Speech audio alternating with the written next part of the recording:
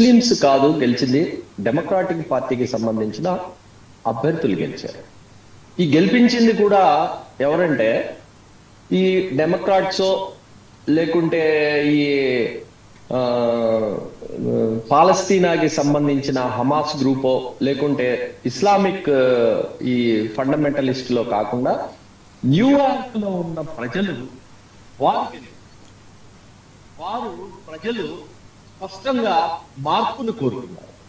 ఏ విధంగా మార్పును కోరుకున్నారంటే ఈ ట్రంప్ని కనుక చూసేటట్టయితే ట్రంపరితనంతో రకరకాలైనటువంటి ఆంక్షలు విధించటం, ఒక మానసికమైన స్థిరత్వము లేకుండా ఆయన ఏం మాట్లాడుతున్నాడో ఏం చేస్తున్నాడో అర్థం కాని పరిస్థితి ఉండటం, అందులో భాగంగానే మన దేశం మీద కూడా ఈ ఆంక్షలు, ఆర్థిక ఆంక్షల్ని, సుంకాలను విధించడానికి కూడా మనం గమనిస్తాం. దీనికి అక్కడ ఉన్న అమెరికాలో ఉన్న ప్రజలు తీవ్రంగా ఈ ట్రంప్ వ్యవహార శైలి పట్ల విసిగిపోయి ఉన్నారు. ట్రంప్ వ్యవహార శైలికి వ్యతిరేకంగా ఎవరు వస్తారు, ఈయనకు ప్రత్యామ్నాయంగా అని చెప్పేసి ఈ ఆశిస్తున్న ఈ సమయంలో మన భారతీయ మూలాలు ఉన్నటువంటి మందాని రావటం ఆశ్చర్యకరమైన విషయం ఏంటంటే 9 మంది అభ్యర్థులు పోటీ